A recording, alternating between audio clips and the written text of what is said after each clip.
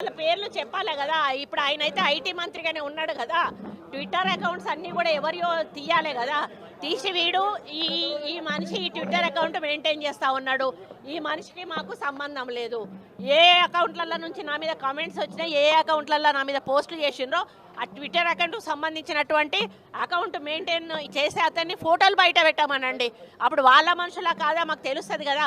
ఏదో ఒక మాట అనేసి నాకు వీటికి సంబంధం లేదు అని మరి అదే ట్విట్టర్ వేదికలో ఏదైనా ఒక మంచి కార్యక్రమం ఇది మాదే అని చెప్పి సంతోషంగా చంకలు గుద్దుకొని ఏదైనా చెడు వస్తే అది నాది కాదు అని చెప్పేసి చేతులు దులుపుకోవడం సరైంది కాదు.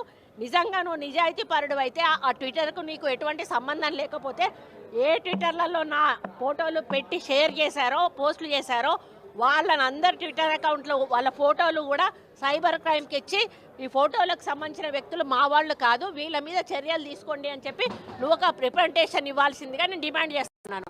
అప్పుడు మేము చెప్తాము. కానీ నువ్వు ఇప్పటికే దుబాయ్ పంపించావు, ఇద్దరు మనుషులను పంపించావు. దుబాయ్ నుంచి 3 యాక్సెస్ అయితే ఉన్నాయి. ఇప్పుడు ఇంకో ఇద్దరిని కూడా దుబాయ్ పంపించి అరే బాబు మీరు ఇక్కడ ఉండి యాక్సెస్ చేస్తా మనం దొరికిపోతాంరా, మీరు పోయి దుబాయ్ నుంచి యాక్సెస్ చేయరా అని చెప్పి ఇద్దరిని దుబాయ్ పంపించావు.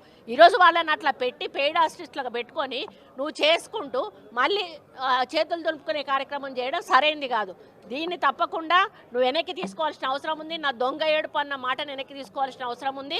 ఈరోజు మా వాళ్ళు కాదు అని చెప్పిన మాటను కూడా నువ్వు నిరూపించాల్సిన అవసరం ఉంది. వాళ్ళని బయటికి తీసుకొచ్చి వాళ్ళని మనుషులు మా వాళ్ళు కాదు అని నిరూపించాల్సిన బాధ్యత నీ మీద ఉంది. లేకపోతే ఖచ్చితంగా అది మీ ద్వారానే జరిగిందని మేము నమ్మాల్సి వస్తుంది. ఏడుపులు పెడబొబ్బులు కాదు. గతంలో రేవంత్ రెడ్డి కేసీఆర్ మీద మాట్లాడినప్పుడు ఏం చేసింది, వినాయల్తో రేవంత్ రెడ్డి అసలు బూతులు నేర్పిందే కేసీఆర్, బూతులు మాట్లాడిందే కేసీఆర్. అంతకుముందు బూతుల సంస్కృతి అనేది రాజకీయాలలో లేనే లేదు. నేను 35 సంవత్సరాల నుంచి రాజకీయాల్లో ఉంటున్నా. లోపల అసెంబ్లీలో మాట్లాడుకున్నా కూడా విమర్శలు చేసుకునే వాళ్ళు కానీ బూతులు ఇక్కడ కూడా మాట్లాడుకునే వాళ్ళు కాదు. రాజశేఖర రెడ్డి గారితో నేను 10 సంవత్సరాలు పనిచేశాను. అదే 9 ఏళ్ళు చంద్రబాబు నాయుడు హయాంలో నేను ఎమ్మెల్యేగా పనిచేశాను. ఏమయ్యా రాజశేఖర్ అని ఆయన మాట్లాడేవాడు, ఏమయ్యా చంద్రబాబు అని ఈయన మాట్లాడేవాడు. కానీ ఎక్కడా కూడా అసభ్య పదజాలాన్ని వాడినటువంటి సందర్భాలు లేవు. ఈవెన్ సిఎల్పిలో మేము మాట్లాడేవాడు వాళ్ళం కాదు, టీడీఎల్పీలో వాళ్ళు మాట్లాడేవాళ్ళు. కానీ ఈయన రెచ్చగొట్టే పద్ధతిలో తెలంగాణ ఉద్యమం మాట్లాడాడు అంటే అది ఓకే, అది ఉద్యమం కోసం మాట్లాడాడు. తెలంగాణ వచ్చిన తర్వాత కాంగ్రెస్ వాళ్ళని టార్గెట్ చేస్తూ ఆయన ఎన్ని బూతులు మాట్లాడాడో రికార్డులలో ఉన్నాయి, మీ అందరికీ కూడా తెలుసు. ఆ సంస్కృతిని వాళ్ళు ప్రవేశపెట్టి దాన్ని ఖండం చేయాల్సిన అవసరం వస్తుంది. ఎదుటోడు బూతు మాట్లాడినప్పుడు మేము బూతుతోటే ఖండం చేయాల్సి అది భూత చూపించి మేమే మాట్లాడుతున్నాము వాళ్ళే మాట్లాడుతున్నారు మేము మాట్లాడతాం లేదని చెప్పడం అనేది సమంజసం. సినిమా జీవితాలతో కూడా కేటీఆర్ ఆడుకున్నారని చెప్పేసి మీరు కొంతమంది డైవర్సులు కూడా తీసుకున్నారని. డైవర్సులు ఒకరిది అయిందండి.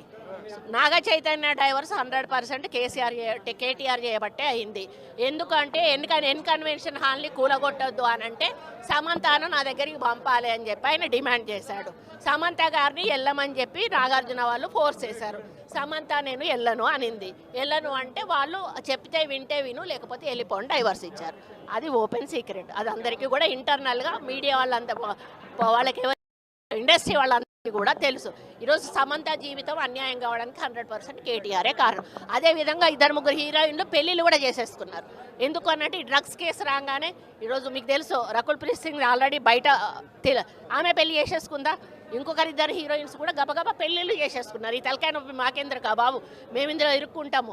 ఆ రోజు ఆయన అధికారం ఉండి ఈ విధంగా వాళ్ళ ఫోన్లు ట్యాప్ చేసి వాళ్ళు ఎవరితోటన్నా సీక్రెట్గా మాట్లాడుకున్న వాటిని రికార్డ్స్ని తీసుకొని ఆ రికార్డ్స్ను వాళ్ళకి వినిపించి బెదిరించి ఇగో ఈ రికార్డు మీద ఉంది నా దగ్గర, మీరు కానీ రాకపోతే ఈ రికార్డు నేను బయట పెడతా అనే పద్ధతిలో చాలామంది హీరోయిన్లను లొంగపరుచుకున్నాడు. వాళ్ళందరినీ డ్రగ్స్కి అలవాటు చేశాడు. ఈయన కూడా డ్రగ్స్ వాడాడు. దానితోటే ఆ రోజు డ్రగ్స్ కేసు కానీ ఈరోజు ఫోన్ ట్యాపింగ్ కేసు కానీ చాలా సీరియస్గా మన ప్రభుత్వం తీసుకోవడం జరిగింది. వాళ్ళ రిప్రజెంటేషన్ వాళ్ళు ఇవ్వరండి, వాళ్ళు బయటకు రారు. కాబట్టి ఎంక్వైరీలో వాళ్ళ పేర్లు వచ్చినా కూడా గోప్యంగా ఉంచడం జరుగుతుంది. ఎవరైతే విక్టిమ్ ఉన్నారో వాళ్ళ మీద సీరియస్గా యాక్షన్ తీసుకుంటారు. అహంకారంతో మదం ఎక్కి ఎంతోమంది సినిమా యాక్టర్ల జీవితాలతో ఆడుకొని ఈరోజు వాళ్ళని డ్రగ్స్ కేసులో ఇరికిచ్చి ఆయన మాత్రం పక్కకు తప్పుకొని ఈరోజు ఎంతో మానసిక వేదనకు గురయ్యి ఒక విధంగా ఈరోజు నాగ చైతన్యకు విడాకులు అవ్వడానికి కారణం కూడా కేటీఆర్ గారే. నేను ఓపెన్గా చెప్తా ఉన్నాను. మీరు ఎంక్వైరీ కొండా సురేఖ దొంగ ఏడుపులు దొంగ మాటలు మాట్లాడుతుంది.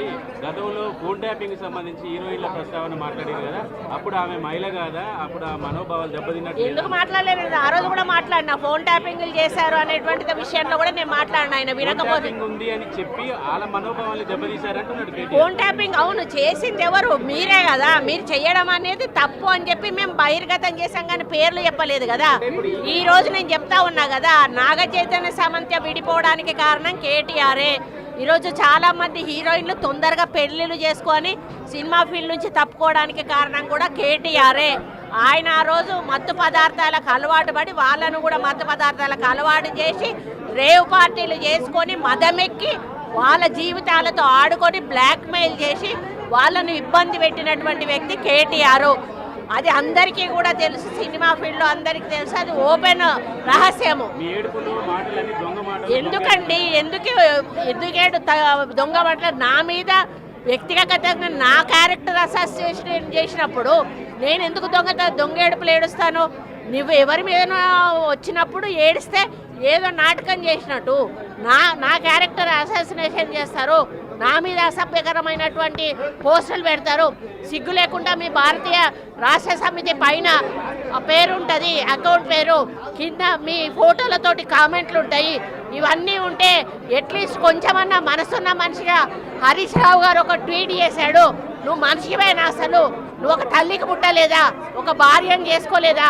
ఒక బిడ్డను కనలేదా? నువ్వు మనిషివి కాదా? పశువువా? నువ్వెందుకు రియాక్ట్ అవుతలేవు? మీ భారతీయ నువ్వు ఒక వర్కింగ్ కమిటీ ప్రెసిడెంట్గా నువ్వు రియాక్ట్ కావాల్సిన అవసరం ఉంది. అకౌంట్ మాది కాదని చెప్పాల్సిన అవసరం ఉంది. వాళ్ళ మీద చర్యలు తీసుకోమని చెప్పాల్సిన అవసరం ఉంది. వాళ్ళను పార్టీల నుంచి బహిష్కరించాల్సిన అవసరం ఉంది. మూడు అకౌంట్లు దుబాయ్ నుంచి జరుగుతున్నాయండి. 3 అకౌంట్ ఇక్కడి నుంచి జరుగుతూ ఉన్నాయి. ఇది కొత్త కాదు. ఆ రోజు నుంచి విజయలక్ష్మిని చేశారు, సీతక్కని చేశారు, ఈరోజు నన్ను చేశారు. అసలు దానికి పద్ధతి పాడు ఉందా అని అడుగుతా ఉన్నాను. మీకు మనుషులకున్న అనుబంధాల గురించి, సంబంధాల గురించి ఏమైనా అవగాహన ఉందా అని చెప్పి అడుగుతా ఉన్నాను. సైబర్ క్రైమ్లో పెట్టామండి.